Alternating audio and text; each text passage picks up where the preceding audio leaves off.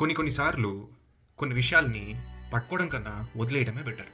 ఎందుకంటే నువ్వు ఎన్ని రోజులు ఆ విషయాన్ని పట్టుకొని పీకుదామని పీకుతూనే ఉన్నా అది తెగదు. కొన్ని విషయాలు రావటం లేదంటే దానికి అర్థం అది మనకు అవసరం లేదు, మనకు సరిపోదు అని.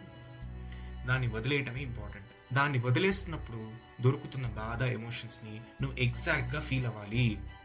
ఎమోషన్స్ని పోగొట్టుకోవాలి, డిస్ట్రాక్ట్ అవ్వాలి అంటూ వేరే మూవీస్కి వెళ్ళటము, ఆల్కహాల్ తీసుకోవటము, ఇంకేదో తీసుకోవటము, లేకపోతే ఇంకేదేదో చేయటము.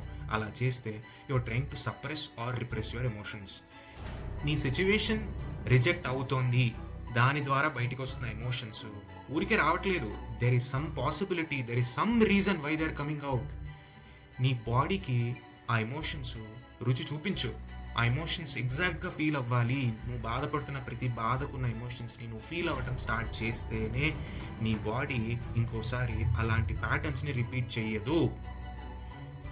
నీ ఎమోషన్స్ని నువ్వు ఖచ్చితంగా ఫీల్ అవ్వటం నేర్చుకోవాలి. ఎంత బాధ అయినా సరే, అది ఏడుపైనా, ఆనందమైనా, ఇంకే ఎమోషన్ అయినా సరే, నీకు ఎక్కడ నొప్పి, ఏదో ఒక ఎమోషన్ ఫీల్ అవుతున్నప్పుడు నీ బాడీ పార్ట్లో ఏదో ఒక చోట నొప్పి వస్తుంది. That's because it is affecting that body part. నీ ఎమోషన్స్ని అలానే ఫీల్ అవ్వటం నేర్చుకో. నీ జీవితం మారకపోతే చెప్పు, you will get the amazing power in the future. Start doing it my friend. Please do it.